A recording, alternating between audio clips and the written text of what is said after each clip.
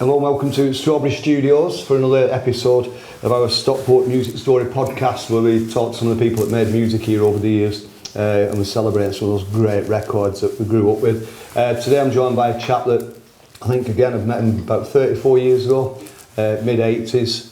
Fell in love with him immediately. He's a lovely bloke, as are most of the people in his band, the Happy Mondays. But they're all Gaz Whelan.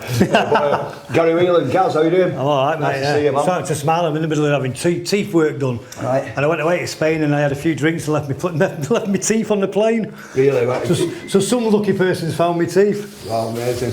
Yeah. Reward, if you found Reward, your teeth. you found my teeth, yeah. Yeah. Gaz, so we've been working together recently. We just did a 5-week tour with the Inspiral Carpets, Stereo MCs and Happy Mondays on the same trip. And it was brilliant. I loved it. You know, for me, it was one of my favourite tours that they It was, wasn't it? It was easy, wasn't it? Not easy, but it was pleasurable, wasn't it? Yeah, the dramas aren't like they used to be, are they? But there's still little dramas. I stopped drinking halfway through, which made it a bit easier, but a bit more boring. But you didn't know, did you? I carried on, mate. No, you carried on, yeah. No, it was always good to you, because you're good lads and a good band. It was the only thing was good about it, because you went on just before us. Yeah. And me and Paul, I know Paul wasn't doing it obviously, but me and Paul, I was like an hour before the gig, just of silence. I'd love to get in the zone or anything, it's quiet. So I don't like to go and watch the band before us because it gets me all. Yeah. And because you're that good, it would have made me a little bit insecure as well. Yeah. You know, how do we follow that? And you wasn't. Everyone, my brother, every time we come to a gig, he went, how good are the Carpets? How good are they? We've got great things. And I'm not just saying that, you really were, it was great. Yeah, thank you. Well, I mean, we're loving it, this chapter, because we've obviously it's a different lineup now. We've got... Yeah, you'll have done bass and Kev on drums. Kev on drums was lovely as well. Yeah. And that moment in Newcastle with the Bob Dylan, that was the best part of the tour for me. Yeah. I'm still getting singles down me now, without saying it, yeah, it was amazing. We were in the dressing room at the venue in Newcastle. Newcastle Civic Hall, yeah. City Hall, whatever, yeah. And I knew that Dylan had played there in the 60s, and it was on YouTube. It's the one where Alan Price is playing the piano. But he's drunk, yeah. And then at the end of it, as they're going out to the gig, Bob's going out on stage, Alan Price leaves the dressing room, and he's got a bottle of beer, and he comes back looking to open it, and he gets on the edge of the piano in the dressing room. That's right, yeah. Goes that and goes, hey man. Well, and they were friends because of House of the Rising Sun, weren't they? Dylan did it, yeah. That's how they were friends. That's how I presume they were friends. But during this tour, I realised that we're in the exact spot where Dylan was stood holding court in this dressing room. It was only the size of this. But literally a week before I'd come over for the tour, I'd gone to see that the Dylan documentary on the big screen in an old theatre in Canada. Really? So I remember that scene specifically as well. So it was like on the big screen, and then a couple of weeks later, I'm in the room, and then I didn't even know. It didn't even cross my mind. And when Kev spotted it, I was like, wow. Yeah. And then the picture of you in the car, I was like, we should cut it into the programme here. This is what we're talking about. Oh, it is. It's a great picture. It's a great picture. It is, yeah. Yeah, so we're going to talk about your life in general, career in general. We're going to concentrate a bit on some of the work you did in here, because you mixed the second album, Bummed, was mixed in here, recorded elsewhere. You did a bit of work at Yellow 2 across the road. So we're going to be covering all that kind of stuff. We're going to talk about Martin Hannett, obviously, big part of your story. But let's start. You as a kid, what kind of music were you into? What inspired you as a youngster? Well, my mum and dad were really into music. So they used to play records all weekend. So it was always, but my dad was really into gospel, Little Richard, rock and roll. Yeah. I massively into Isaac Hayes, bizarrely enough. Ink Spots, all that kind of old soul music. So basically all that, and then Elvis, of course, obviously. And my dad was a big Eddie Cochran fan, and then when I was 11, I was in hospital. I'd damaged my arm, and the hospital DJ, like at night at 12 o'clock, used to come on. Rumours were that it was John Cooper Clarke, but I'm not sure it was. And he used to play the Sex Pistols, but he'd play Submission and songs that didn't have the swearing on. Right. And when I came out of hospital, my mum and dad bought me a man of bollocks, because I was in hospital for quite a long time as a present, so that was it, punk for me. And then when I was 12, it was Christmas Day, and a year later, and the Christmas dinner was an hour late, so I flicked the TV on BBC Two, and Hard Day's Night was on. Yeah. And I've looked it up since, and it was Beatles Day on BBC Two, and I was obsessed. Beatles obsessed ever since that. Within like 5 minutes, I was obsessed. Really? Yeah, I was like, I want to be in a band. Did you focus on drums right away? No, I didn't want to be a drummer. I was a guitarist. Me and my sister had a classical guitar lessons from age 8. I was 8. She was 11. She was really studious and really good. I was terrible because I just wanted to, and back then, this was the late 70s. You had to have, you couldn't go for guitar lessons then. you had to have classical lessons first, which probably would have been good. But and at schools in Salford, you certainly didn't have music lessons. So then when I wanted to be in a band, the guitar was out, because I didn't get the feeling back in my fingers till I was about 18, so I had to think of something else. Trumpet I always fancied, but I thought, oh, drums might be. So I bought a drum kit, but I had it for a couple, I never really played on it. And then I was at school with a girl, and her older sister was getting married to Sean. I think he was about 20 at the time, and I was like 15. And Mark Day was about 20, and his younger brother Nigel was in my class. Yeah. And they said, oh, come down to it. And it was just Sean, Paul and Mark, and that's how it started in 82. Right. Amazing. I know. And how soon did you start recording after that? Did you do a 45 EP or did you do Delightful? Delightful we did with Mike Pickering in Bury. What's the studio called in Bury? It just opened. It was Square One. Square One, yeah. So you recorded that in there, right? Yeah, that, and then the second time proper was Yellow 2. Yeah. I think, is it too early to talk about? Yeah, come to that in a minute. Yeah, go on. Come back later to that. The first time I saw you live, you played in Leeds with the New Order. We went to see them 2 nights in a row. First night was... Was it Birmingham? No, it was Blackburn. Blackburn, right. The night before, and then they played Leeds. Right. You supported them on the second night. Right.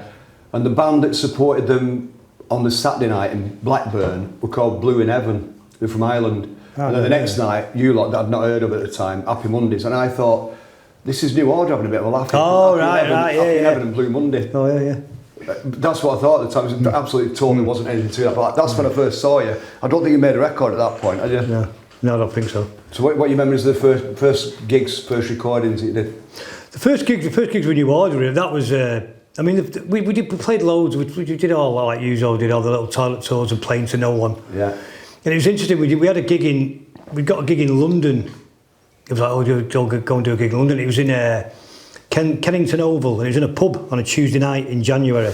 Yeah. We went down there, and it was literally freezing cold and wet. We go in, and there was literally 3 people in there, and a man with his dog. Actual dog. Actual dog, and the guy and the guy on the pub said, "Listen, no, you come all the way from Manchester, so I'll give you a few pints, feed you, and you don't have to play. You can go home if you want." Yeah. So we all had to vote, and I voted not to play to go home. Yeah. And Paul was like, "No, let's just play. It's a rehearsal." We did it, but we did it kind of casually and just we're having cigs and joints in between songs, and so. But one of the people at the bar was a melody maker, right? A reporter, a journalist, and then. The week later, because Paul worked for the post office, so he used to go to Piccadilly train station at midnight on a Wednesday, because we used to get the enemy. It was on a Thursday or a Wednesday, I can't remember, up here, like a day Thursday. Yeah. So we used to get on Wednesday, he used to get it out of the train, and we used to always read through it, and he was there to review of us, and we were like, wow. And you just best thing we ever did, Best thing we ever did, Amazing. So we weren't going to do the gig, and so you never know. Yeah. And did it sound like the Happy Mondays as we know it? Like from from Squirrel and G-Man sort of vibe? Yeah, I don't think we ever improved. I think it sort of tightened up a little. It depends on, that bagginess or that looseness, the sonic, quite really shambolic. Well, that was the appeal to him. It was weird because me and Paul, the rhythm section, were really into. Paul's really into funk, I was into soul music and punk and all sorts of music. I was obsessed by the Beatles, the Doors, Stones, and Sean was really into Stones. And I was really a bit, and we wanted to bring, but Sly and the Family Stone and Funkadelic were what we all loved. So we wanted to bring kind of a bit of groove to it, but we didn't want it to be tight because we were scared of being too good and sounding like Level 42. You know what I mean? And being, I'm not having a go at them or anything, but we were scared of or Kajagoogoo or something. We wanted to be, so we wanted to be kind of the Stones version. If the Stones were a funk band, but it was never premeditated. That's just what we never discussed it. The way that in Spirals we kept a garageness about what we did. Yeah, and you still do. We didn't want to be Dire Straits or Simply Red. Yeah. But I think you had that, but it was also very psychedelic as well. I listened to The Egg yesterday, not heard it for ages. So psychedelic, that track, to me. I think that's when we just started taking. I think when we started, that was early. The Egg. That was one of the. In fact, that was the first time we did. That was one of the first songs we wrote. Yeah. And the lyrics have changed. I've heard it since, and the lyrics are a little bit different, and it's a little bit different version. But we had the what do you call them? Used to call them Jews Art. What do you call it? What's the real name for him? Well, they call it a jaw harp. Jaw harp. Probably can't say the other one now, can they? But we always wanted to go on that on a track. We'd heard it on a Raikuda song or something. I think it might have been on some track we wanted it. We really wanted that on a song. So that's Brilliant. And so your first recording, is it that 45 EP with Delightful as the main track? Where did you record that? That was in Bury, and it was great to work with Mike Pickering, because Mike Pickering was kind of one who had spotted us at Factory, and nobody at Factory liked us. Mike Pickering and Tony Wilson liked us, and Tracy Donnelly. Apart from that, they didn't like us because of our reputation, which went before us, which was unfounded really. But I understand why they didn't.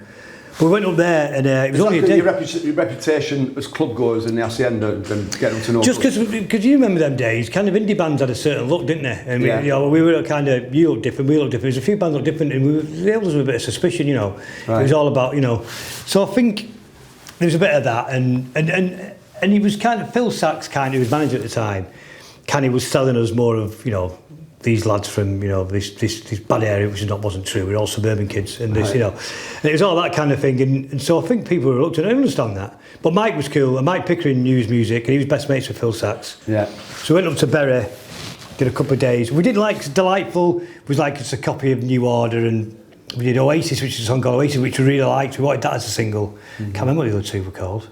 Can't remember.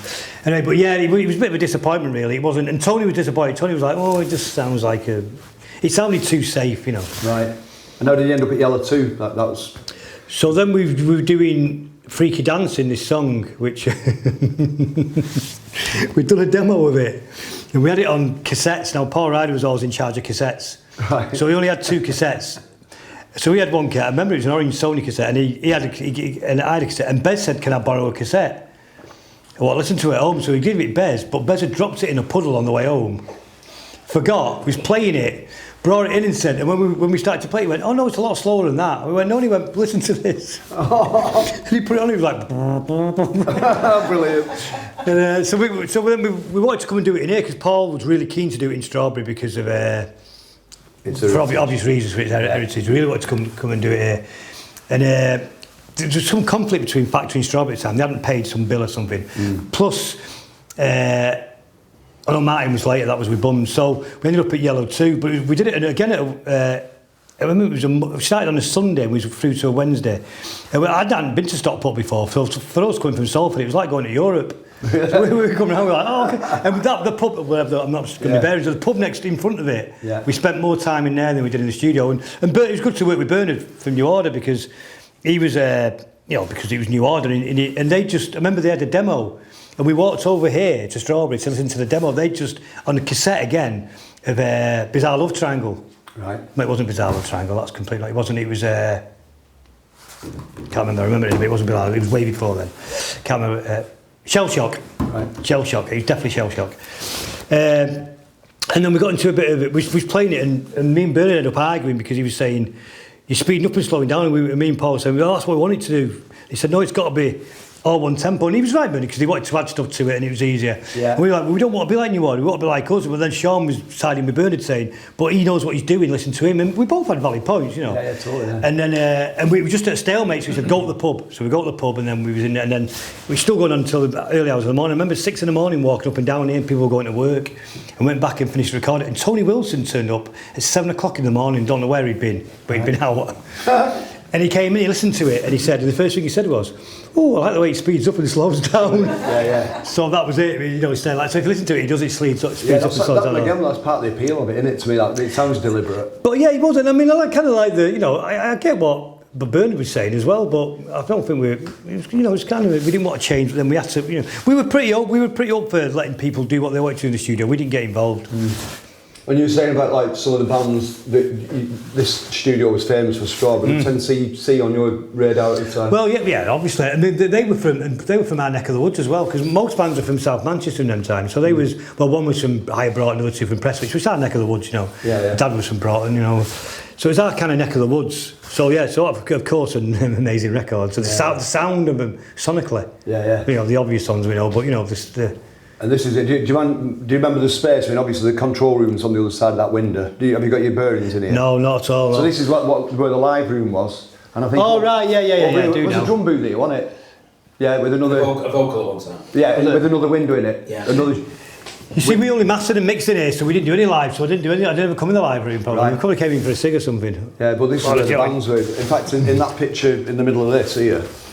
you can see, like, we're sort of where that room is, that window went into the vocal booth, so we're pretty much where the vocal booth and drum booth are. Like a spaceship, and they do great, weren't they? Yeah. They do great, weren't the studios? Yeah, and that's out in Canada now, I think, is it? Is it? In Canada, the mixing desk is out in Canada. Is it? No, I mean the control room. Oh, sorry, right, yeah. Sorry, John, yeah. Yeah, that's what we're talking about, the control room there with the Helios desk, was it called? Helios, yeah. Helios, that's now in Canada, I believe, isn't it? Yeah. Ironically.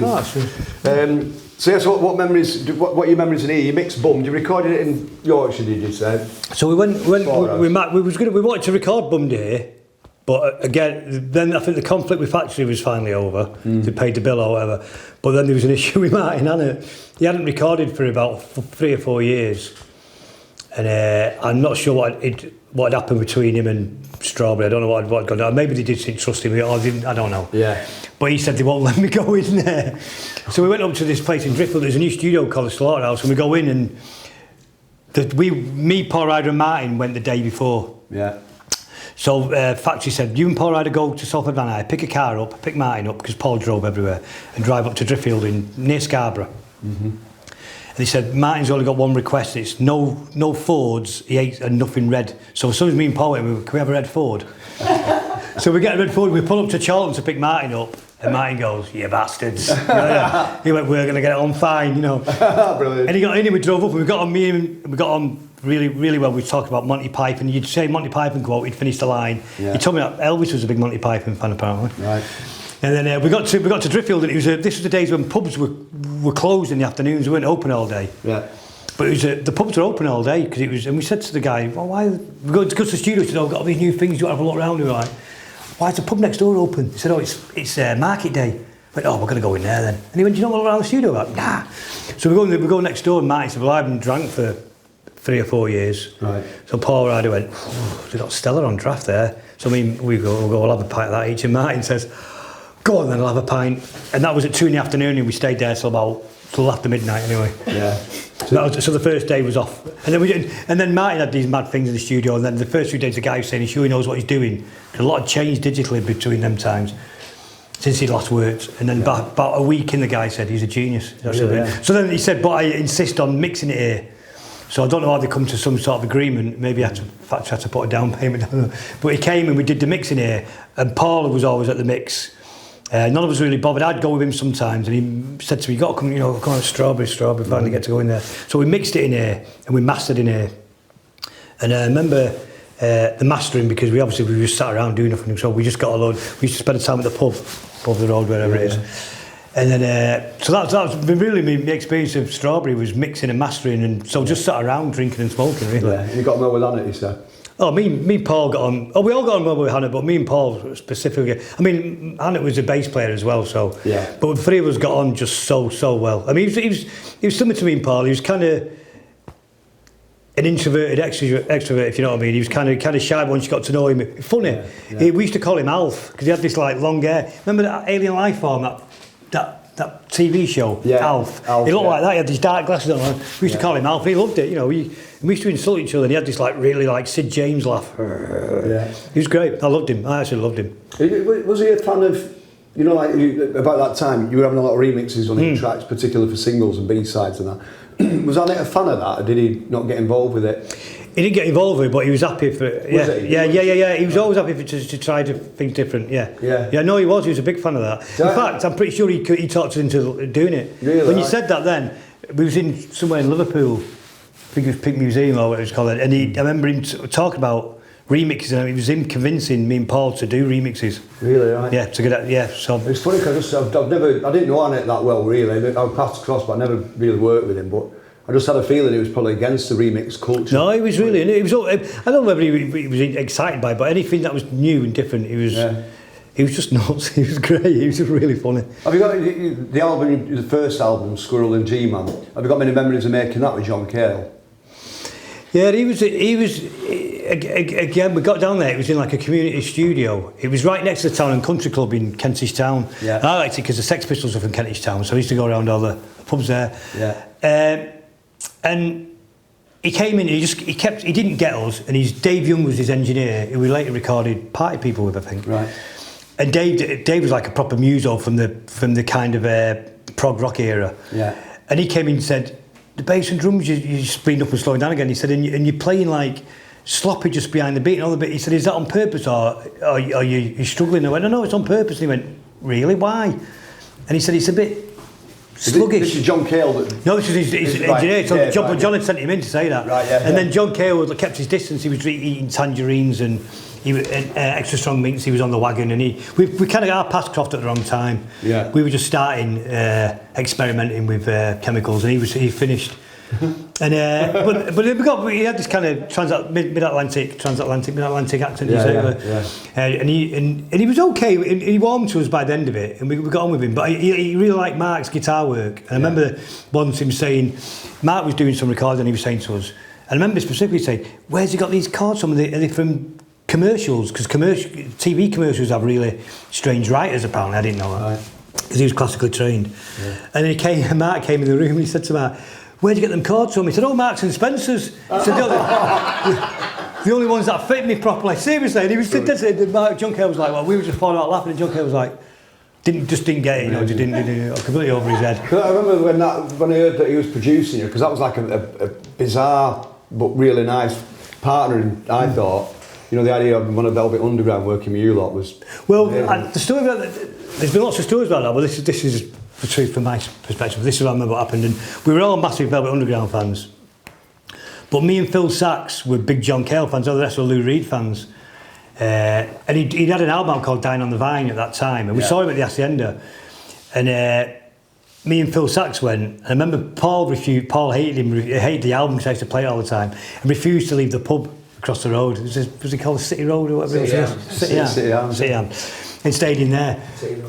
And me and Phil Sachs went to see him, and Tony Wilson was there. And we'd seen the band before called The Residents, who was this mad band. Was that the same night? Then with the other, no, I think it was a week before. Yeah. Was you? It was brilliant, weren't they? Yeah, they're an American band. Yeah, with each wear the paper mache heads, and they were brilliant. Yeah. And Tony Wilson said, "You've been to both these gigs, you two. Why?" And we said, "Oh, we're big fans of John Kelly's new album." And he said, "Oh, I'll come introduce you to him." And I said, "Oh," and Phil went, "I don't want to meet my heroes." And I went, I'm too shy. So we left. And then a couple of days later, Phil said, "Oh, Tony went back and seen him and said, will you produce the album?" And he went, "No, I'm not sure." He said, "Come on, do it." And that was how it happened. Wow, amazing. Yeah. And it's a brilliant album, isn't it? I mean, it is, baggy sounding, but it's... I've never listened to it since. I've never listened to it. Never listened to anything we do. Never listened to anything. Unless it comes on the radio. But you're so proud of what you've done over the years. You must be very proud of your back catalogue. Not really, no. I know what I'm proud when I know not the song, because it's like you know yourself. You always think you can do it better, which is everyone does that, don't they? Yeah. But when people say it's weird, because like when I went to see Echo and the Bunnymen recently, and I was so excited for 2 days before. I was like, and you don't realise that people come to your gigs are like that, and you don't, and you have to remind yourself when them days when you've got a bit of anger, you don't feel well, or some days you're doing gigs, you just don't feel up to it, do you? So it just doesn't, and you've got to go, no, people have got babysitters when you get older, or it's their big night out, and same backstage when they're drinking and people come back drunk and they do your head in a bit, but you go, it's their night out, so that makes me proud, and people, but I've never listened to it, so I'd be too critical, and we're all of us are quite an insecure bunch. Yeah. All of us, I think that's why the chemicals played a big role. We're all really insecure. Yeah. We might come across like we're not, but we are.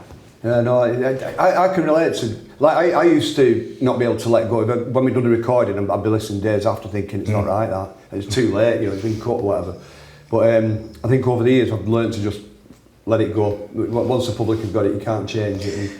It's not even about it being accurate, is it? It's about sometimes it doesn't capture what you want. Sometimes you have in your head what you want it to sound like, and but when you're writing it, and if it doesn't capture that, you're really disappointed, aren't you? And it's there forever. Like the first single we did a Plane Crash EP. We recorded it at Sweet 16. Yeah.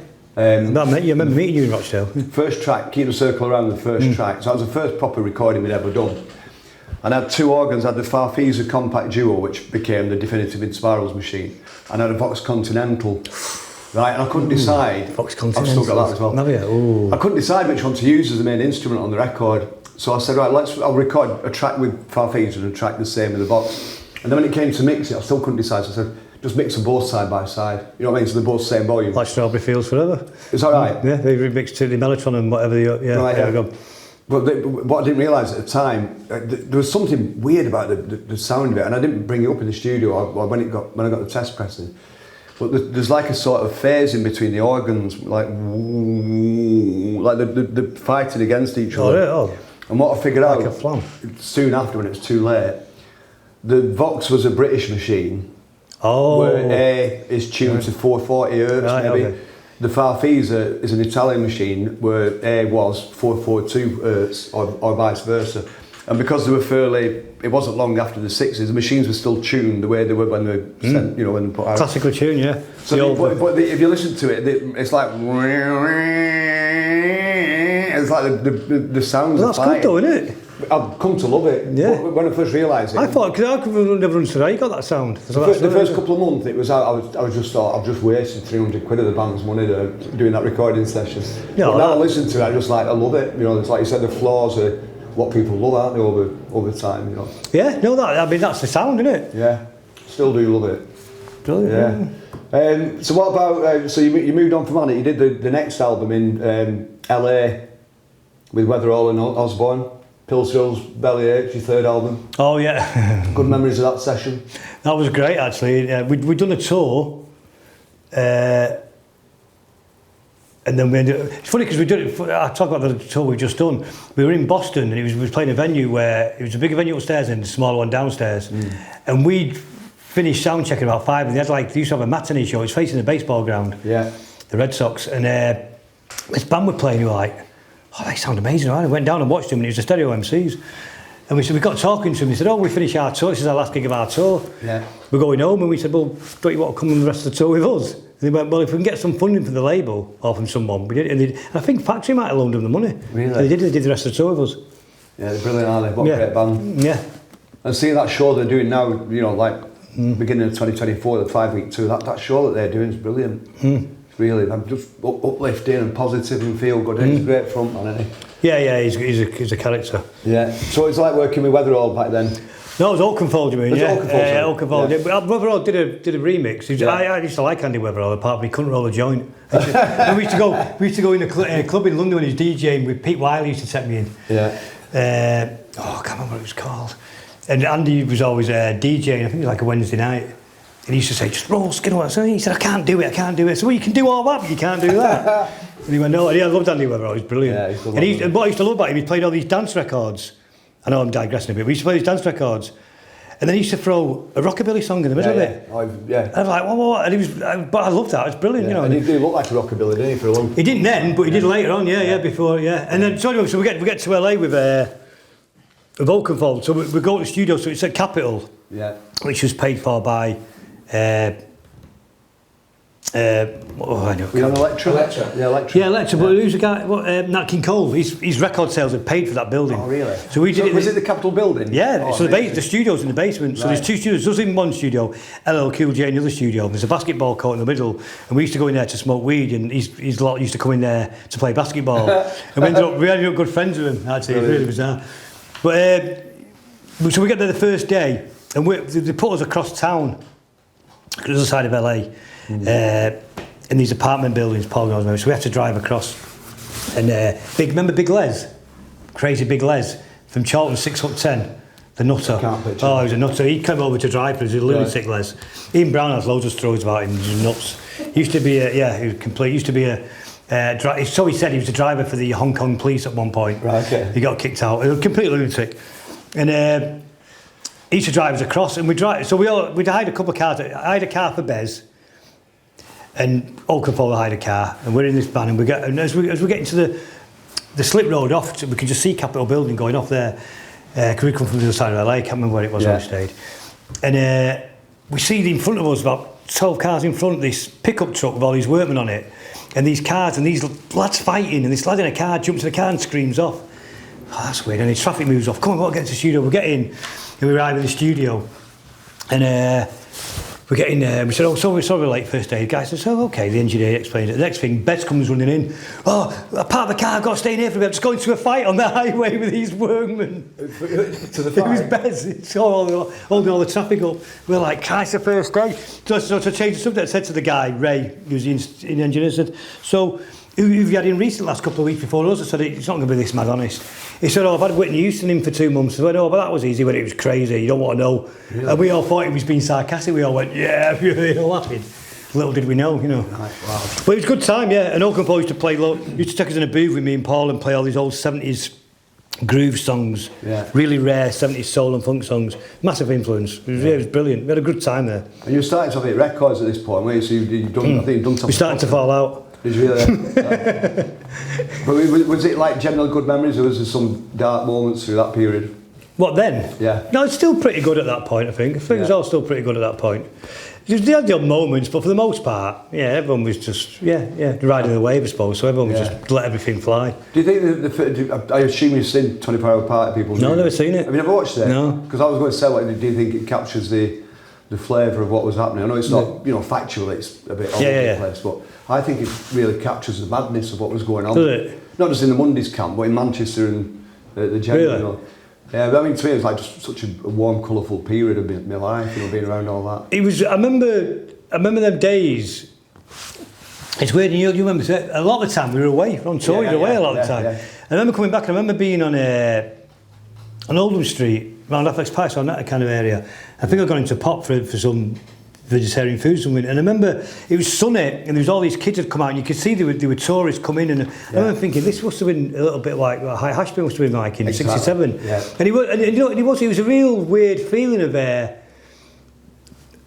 love and potential of a possibility of that maybe it'll all work out and maybe we'll, but we knew the news and the police had other ideas, but there's just kind of a vibe of it was, I don't know, it's hard to explain. It wasn't really, I mean it sounds pretty cliche, but it was a really kind of piece of love at the time, wasn't it? I describe it exactly the same, in the same terms. It was like late 60s flower power. Wasn't it? And love. But I think that's because I think the scene in general, like the stuff we were writing about and making records about, was a lot of that was self-belief and positivity and partying, wasn't it? There's a lot of that in there. So it wasn't, there's some scenes that have come and gone. Like grunge wasn't about having a great time and shagging, was it? Generally, but like Two Tone was a great movement, but again very very political. And whereas I think what we all captured between us, as a collective, was self-belief, positivity, brotherhood, and it really was. It was the days in the Hacienda and round and all around the pubs everywhere. It just seemed, I mean. It probably wasn't true, but it seemed like it was sunny all the time. Yeah, it's like Manchester was this monochromatic city, and all of a sudden, it's like a city with no shadows. All of a sudden, was this colourful. It seemed like, and maybe it was the trend. We've not discussed it. I mean, we've spent a lot of our lives together, but you're using exactly the same phraseology. Like to me, it was like it never rained in that period. It obviously did. I don't remember it. It just seemed. Yeah, to me, it was like this every day. Just. I think I drank every single day. I still do. You still do, don't you? Yeah, no, but I mean, I think we would pub every day. I remember just being out. It all seemed to be outside drinking everywhere, and it seemed to me that was the start of all the bars in town. Because before that, you go to town on a Sunday night, it was empty. There was like only 2 pubs open. Yeah. There was never any. It was dead. There was never anyone in town, and it changed everything. Yeah, I've got that same recollection as well. You mentioned a few minutes ago about. There's a time when we all seem to be in town, you'd be rehearsing at the boardwalk, we'd be in another room, or we'd be supporting somebody that night, and so there was a real, we were all sort of together a lot, and then suddenly you were touring, we were touring, the Roses are touring, so I'd go like a year without seeing Matt. Best mates, and, but we all knew it was something to celebrate, you know what I mean? It was a great time.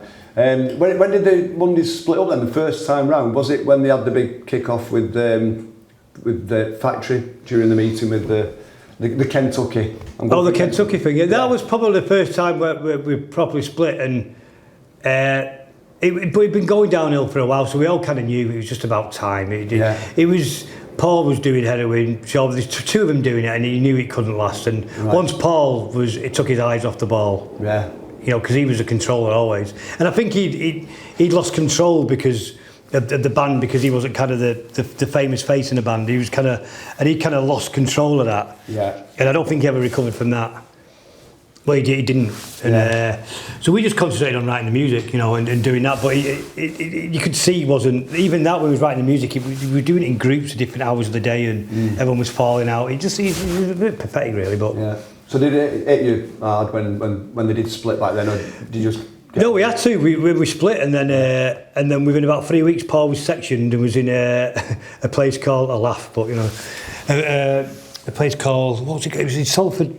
It's called Salford Royal Hospital now. It was an old hospital called Meadowbrook, I think it was called. Right. They always have names like that. And he was sectioned. He was in there for a few weeks, and I went to West Africa to Ghana with my wife.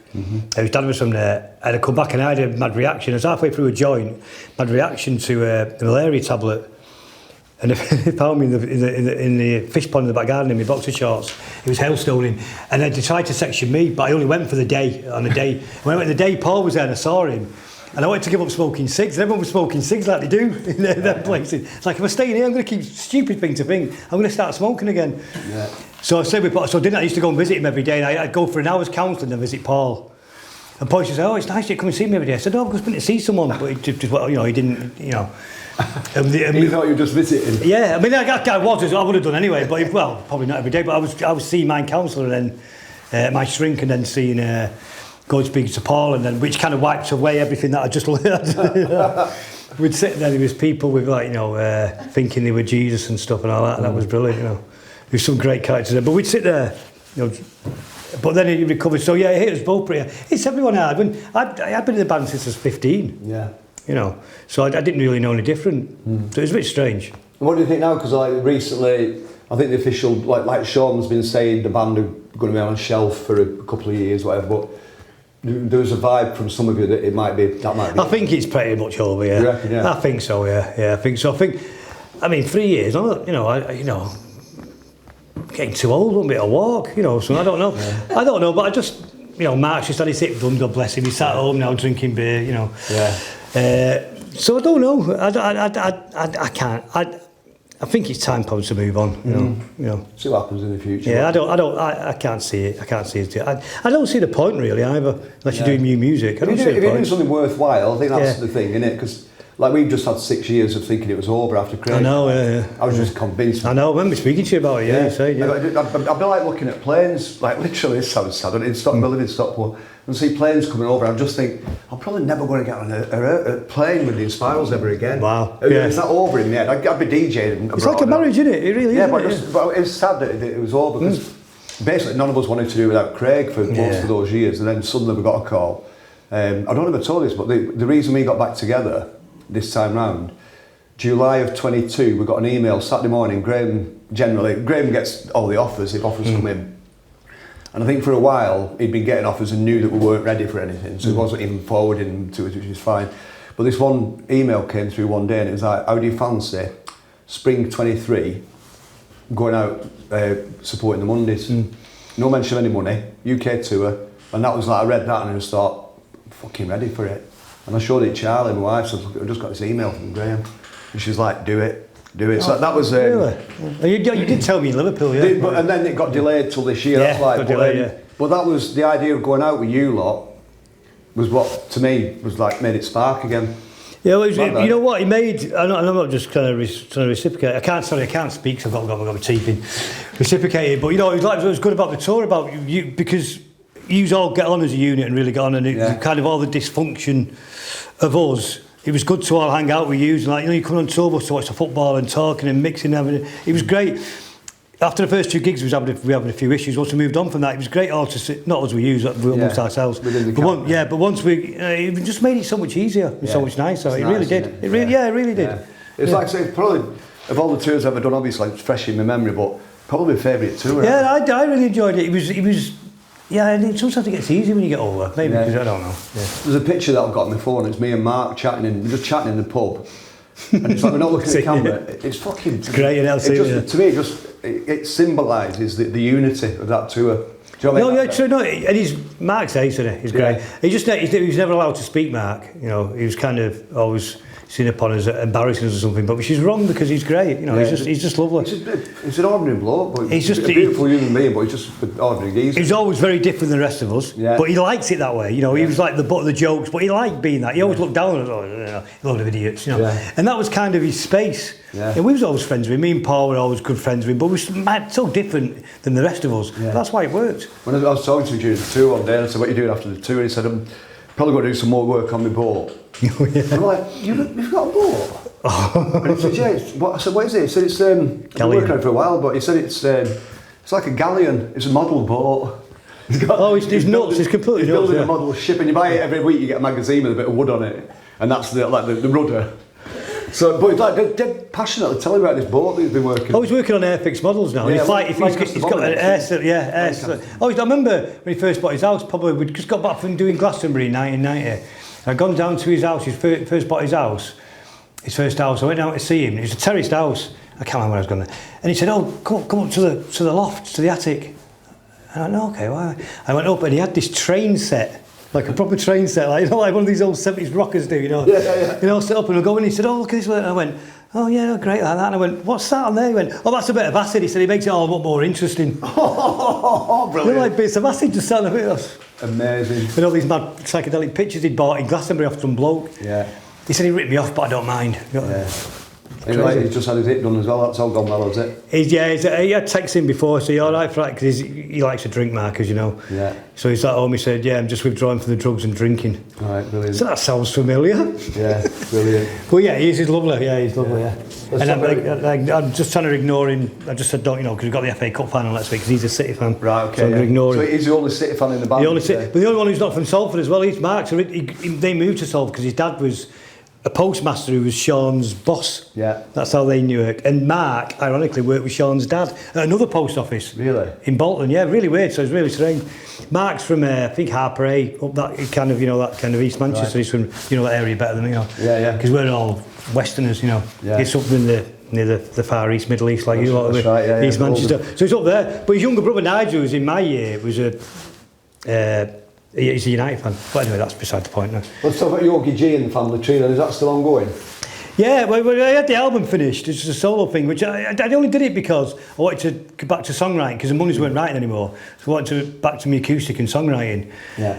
And I just did it to fill in the time, because I'm coming over here from Canada. We'd do like 1 gig a week, all week. And I've only started taking it seriously recently. I got the album finished and I listened to it and I thought, you know what, it's too safe, that. Right. So I've gone back and stripped all the drums out of it. Not live, I'm not playing drums. Right. I'll never pick a drumstick up again. Really? But the program, I just wanted it to sound a little bit more spacious, a little bit more contemporary and a little bit more off the wall. Not off the wall.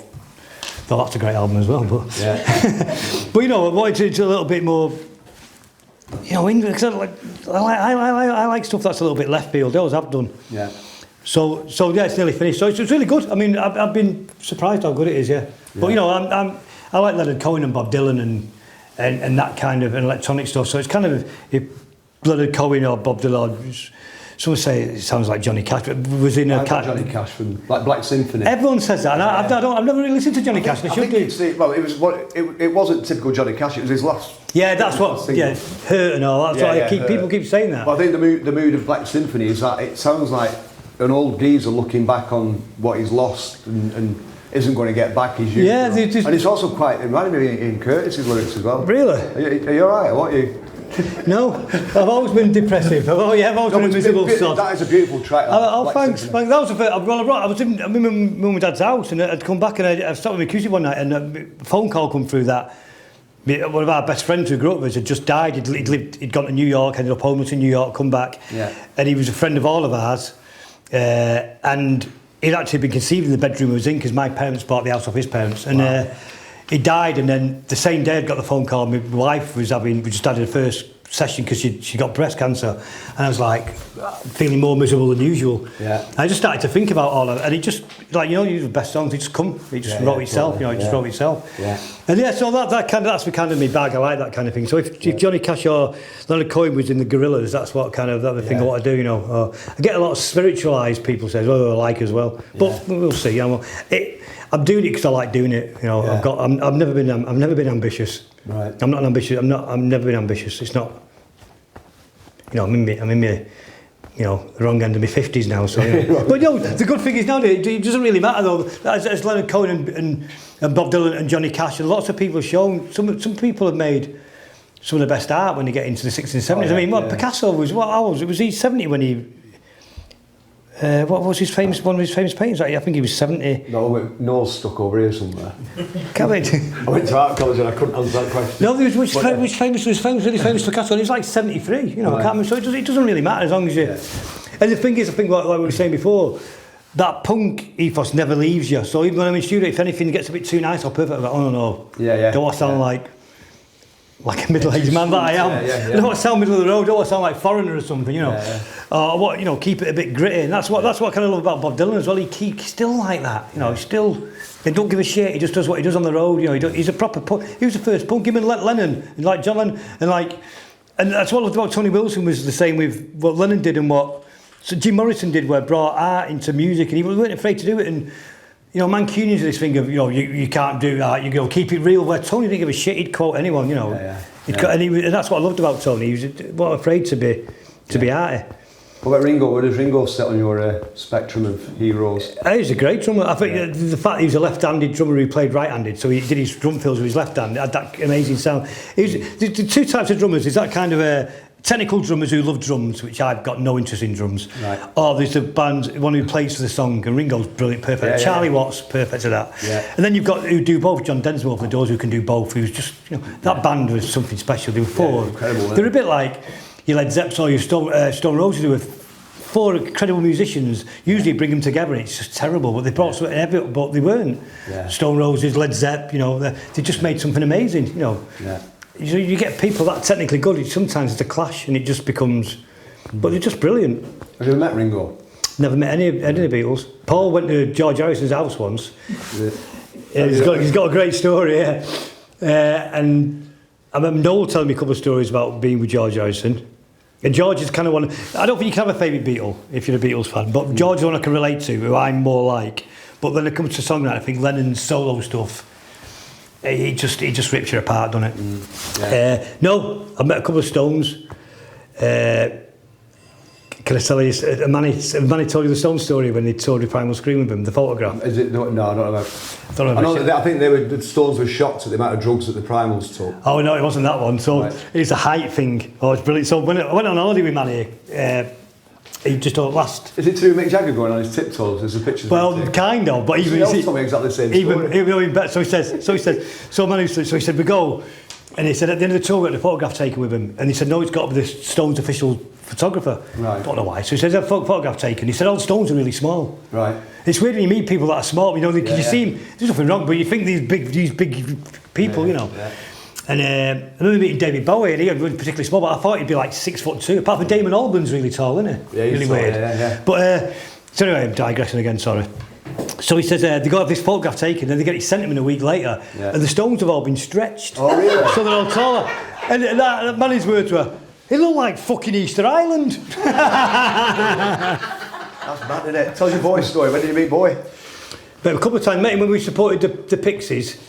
And I went, but the second time was best. We were doing Glastonbury in 2000. He was headlining. Yeah. And we were backstage and we'd just come off, or we just going on, I can't remember, I think we were just going on. And Lee, the percussionist, was talking to his drummer in the band, who was outside the port cabins. And there's about five of us talking. And this guy just joins in, and I thought, I recognise that voice. Looked up and was like, it's fucking David Bowie. And we started talking, and then everyone starts walking off a bit, and then it's just me and him. Wow. And we started talking about music and songs, and I didn't really ask him about anything of his music because I was scared. So I was talking about Lennon in New York. Yeah. So some great stories. And partying with a guy who was Saturday Night Fever guy, and then he was saying, and I got into saying I didn't like flying. He said I'm scared of flying. I don't like it. That's why I don't tour. He said Marvin Gaye was the same. And he said, see that helicopter there? He said that's on standby if my wife goes into labour to take me to. I've done it to the airport to fly to New York. He said I'm scared to death of getting. I don't want to get in it. I hope she doesn't go into labour. Yeah. And then I'm looking at it. We're talking for about 45 minutes.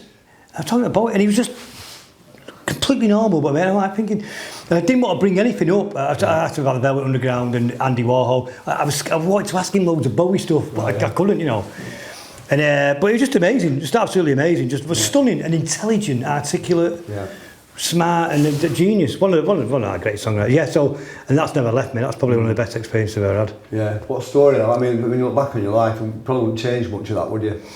No, he wouldn't. And he was saying things like, and he said. Because I was saying, well, we just toured the band, I don't know anything else. And he kept saying, why don't you do your own band? He said, I said, I'm doing it for. He said, if you're creative, go on and do your own band. He said, do you paint? I said, I don't paint, I'm not really good. And he said, well, I said, music is really all I can do. He said, well, form another band. And I kind of didn't really take it on board. Right. And I look back at it, God, he was right. Maybe he was inviting you to start a band with him. Yeah, imagine. Imagine that. Imagine like Ricky Gervais. Chubby little fat, maybe like skinny skinny. You know what I mean? Not one of the greatest bits of TV ever. Oh, brilliant! Yeah. And the comedy timing of him, Bowie. Yeah. Have you seen the story of him when he's on Parkinson talking about Jagger and all that? And then his dad, because his parents were from. His mum was from Lancashire, weren't she? His dad was from Yorkshire. Yeah. Does he impersonate Jagger on it? Is that? Yeah. Yeah, that's right. Well, be like but he's just really funny. He just and he does because he says to Michael Parkinson. My dad's from the same town as you. Is he from Barnsley? Is it Barnsley? Yeah, somewhere? Yeah. He said my dad's, and he does the accent, and he's like exactly the same. Yeah. He said my mum's from, I think his mum's from Leyland or near Press. His mum's from Lancashire, and he does the accents, but he's brilliant. Oh, he's hilarious. Yeah. Have you met any other heroes? Yeah, well, the usual ones: Ian McCulloch, John Lydon, Tina Turner. Me and Ian Brown the first time we did Top of the Pops was amazing. Yeah. She was tiny, tiny, yeah. But this huge voice, and she was doing a pre-record, and we watched her. And me, Paul, and Ian went to watch her, and Paul got lost having a cig somewhere like he always did. So just me and Ian Brown went and seen her, and she walked past, and Ian went, and he said something else. But I'm sure he said, "Go on, T." He said, "Oh, you English boys."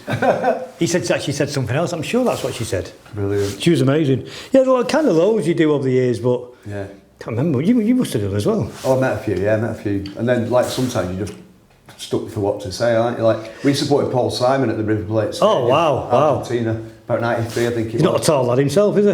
No, but it's one of them. It's like the moment that I could have said something to, I was like, I kept walking. You know what I mean? He was like walking backstage with a couple of minders and that, and it would have been easy for me to say, I'm Clint, I'm in the band that support you, thanks for the gig. It was just like, well, he's pretty, like, he's amazing as well. We saw him live a couple of years ago at the arena, stunning. Really? Absolutely, yeah. We obviously knew Session Men and all that.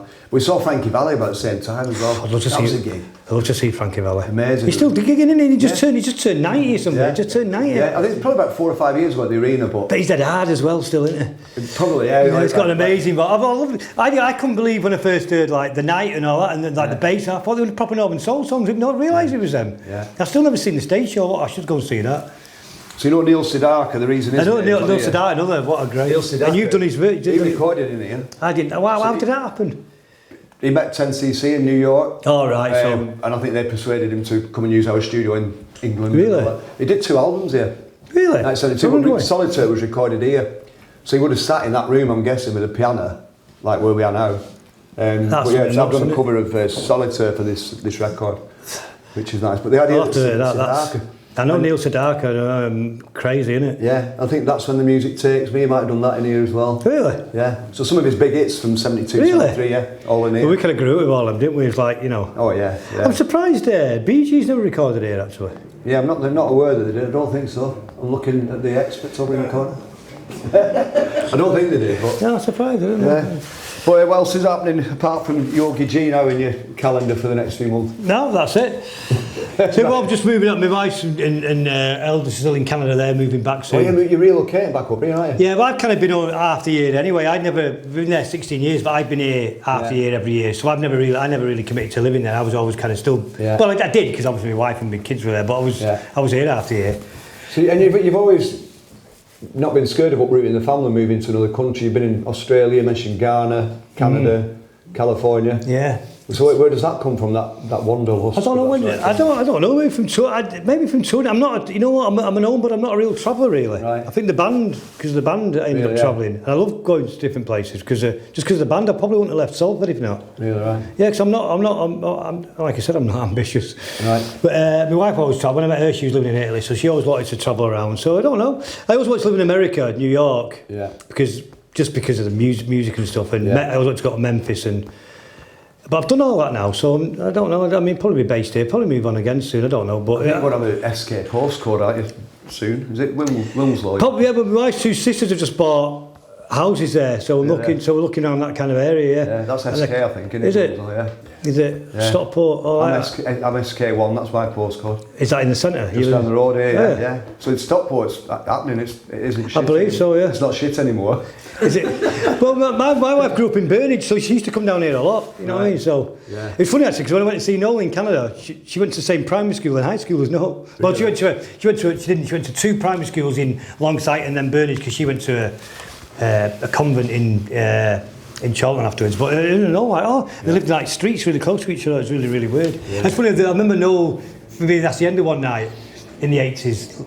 When he was working for Hughes, and I'd gone we used to go down the Gay Traitor, didn't we? Because it was like away from all. It was like a local pub, the Gay Traitor, wasn't it? For all bands, especially in the week, because we were gigging at weekends. So the week was Wednesday night was our weekend. Yeah. And I remember I'd just done an interview for BBC Radio, and I'd come in, and Noel would come in and said, "I've just been rehearsing in Spirals." I listened to it in the car on the radio at the back. The interview was good, right? And he said, he said, in the future, if you ever need a drum tech. Right, brilliant. You know what, I've never mentioned it to him since. I don't know if he remembers or he probably deny it. But we still see him, we've been in touch with him. I keep in touch with him, I still see him. But a few years ago, he said, we had a gig coming up at Brixton Academy, and Graham he bumped into Noel somewhere, and Noel said, how about I come on and do the line check? Oh, brilliant. How brilliant would that be? 1, 2, 1, 2, you know, check the guitar. Oh, brilliant. It hasn't happened yet, but that'd be brilliant. That'd be brilliant. It'd be stunning that we could pull that. Oh, brilliant. I love Noel, I've got a lot of time for him. Got a lot of time for him. Yeah, he's a great lad, Yeah. Well, I think we're done, but it's always a pleasure talking to you. Yeah, and you, hopefully you will be picking up the sticks at some point. I'm not sure about that, but... I bet you would have Noel phoned you up, wouldn't you? No, I don't think no, Chris is great. No, I wouldn't. No, I don't think I would. You know what? Maybe if someone, but I doubt it. Right. I doubt it. I don't think so. I like writing. Right. I don't. But I enjoyed the tour. I enjoyed playing. I just couldn't. And you still got your love of music, because like you say, you've still got you want to write, you want to play guitar. I play the guitar every day. I play it and write every day. I love it. Just because I like doing it. Yeah. You know, to be honest, when we're not touring, I never play keyboards, mate. Do you not? I never played it. Yeah. I mean, unless we've got a project that we've written songs for TV. You're busy doing lots of other stuff as well, right? Which is good to do as well. Who, me? Sorry. Yeah, you're busy doing lots of other stuff. I've got a lot going on, and a lot of ambitions, other things I want to try and do as well. But it's good to do other things as well. You get older, you sort of just do the same thing all the time. I don't know. So I don't know. I don't think I will ever play drums again now. Right. But who knows? We'll see, won't we? Who knows? It's Friday afternoon, so you're going straight to the pub, aren't you? No, Charlie wants us to do the chimney thing, whatever it's called in the garden. Do what? Is it called a chimney? Like a little fire pit thing. Yeah, it's called a chimney. I've never heard it's like a posh fire. Sounds like an Irish band. So she wants me to do that, but I've been wheezing all for the last few days. Anyway, I love fire pits though. I love a fire pit. They're illegal in Canada. You can't have them. Oh no, you can here, I think. You can't. I think the bit. You've got to be careful what you burn on your fire. If you've got an indoor, what do you call it? Log burn or whatever. Right, okay. You're okay with asbestos? Yeah, that's fine. That's all right. Yeah, did you, when we were kids, we used to put asbestos on fires. No, we see it. We do it all the time, yeah. Put it on and then it explodes. Yeah, of course, yeah. Great. Yeah. PC gone mad on it. Can't do that these days. Can't do anything these days. We used to put it on bonfires. Yeah. Guys, can you remember, recording, being asked to, and then recording Step On, because you were in it for a lecture for that John Congus album? Yeah. That's always interested me, because obviously what you brought to that record, and obviously then you did Talk a Lot, your man, didn't you? Yeah. I did that first, but I've just done on my YouTube channel to talk about that, so that's coming out next week, so I can't talk about it. So I ruined it. But we did Talk About Your Man first. Yeah. And the only reason we did Step On was because we finished it early, and Tony Wilson was there and said, "You've got the rest of the day, the studio time. Do the B side or the double A side." Yeah. And Mark went in and did that, and was like, "Wow." No, so we Talk whatever it's called. Talk About Your Man, yeah. So you did that. I always thought, in fact, I've read someone has said, obviously it's not true, that you did Step On, and then it was so good. You decided that was going to be the single, and then you did Talk About Your Man because... I had it in my head it was the other way around, but it could be. But I'm sure we did Talk About Your Man, but I don't know. I could be wrong. In my head we did Talk About Your Man. Because I know you've had a thing, obviously, over the publishing, haven't you? That, well, no, because it was this song. No argument. We changed it, but the problem was, I remember at the time, Factory didn't... I remember being in the office with Nathan, and everything saying it's gone out, and then we've gone to a negotiation. It's too late. You've got to do it beforehand. Yeah, you know. absolutely. So you can't argue with it. You know. Well, that is the type of thing that if you'd have gone, you might, because obviously the piano. You might have got something. Yeah. Oh, I'd be. And that is like. Yeah, I'd be living in a cave in Hawaii now on my own. Yeah. With Wi-Fi, I'm not weird. You know what I mean? But but it's our own fault. Yeah, we would do it because we step on obviously gets played, so we get finger royalties. You know, the other royalties. We call them mechanicals, but they're not there. Yeah. But yeah, we did it, but we didn't. So that was swings and roundabouts with factory, innit? You know, they let us do what we want, but at the same time they weren't on it. Here's one for you. That Ghost Hunters programme, was it you that farted? Yeah, I've got IBS, so yeah. So, you know what? That was good laugh. That was good fun. That we had a really good time doing that. Yeah. I really enjoyed, because I don't like them, but we had a really good laugh. Yeah. That was a really good You went out to Panama as well for that thing, didn't you? Yeah. In fact, that was even better. Yeah. That was brilliant, Panama. Yeah. That was really, really good. Apart from, so me and Bez are on kind of similar, we're very different, but we're similar. We're both into like alternative stuff, and we're both conspiracists. We share books, and we got into the witch doctor. He called himself the witch doctor. But what do you call himself? Call him the medicine man or something. Yeah, medicine. My mind's going. Right. So anyway, he took us around all these plants, medicine. We showed all these plants that they do for this and all that. And then we sat there, and he was saying, and we were talking. We had a guy from like a security guy, a Scottish guy, looking after us. He had all the medical stuff. The guy was saying, my wife's dying of dehydrations. I've given her all these plants, and so the soldier went, he said, I'll give her a couple of aspirins and some paracetamol and some stuff to rehydrate, and she's right, rain. So it's like, all this medicine stuff, and then all of a sudden, simple. So then that made me think that, both types of medicine are good, aren't they, Yeah. But yeah, we had, and then they had this hallucinogenic stuff they were giving us. It wasn't ayahuasca, it was some other stuff they give us. But they give us really tiny amounts, because obviously they want us, which is fair enough. Yeah. But of course, Bez was insistent that he wanted the full, and the guy was saying, the shaman was saying, no, you can't have the full amount. Bez was going, I can. We woke up the next morning, the military guy who was looking after us, the Scottish guy, had tied him to a tree. Really? Because he didn't, yeah. Wow. He said, but we had a really good time there. We was outdoors, and we were sleeping on these, outdoors on these high because of whatever animals were, so it's safe. And there's a river at the bottom of the hill you could hear in the background, and it was quiet. It's beautiful. I never slept so well in my life. It was a wonderful time. Yeah. Really good time. Amazing. Right, well, I think we're done. Gaz Whelan, nice you're a one. legend, man. Thank you. So are you. Love Yeah, the road, thank you. man. Love the road. Thank you. Thanks for strawberry. Thanks. It's a great photo.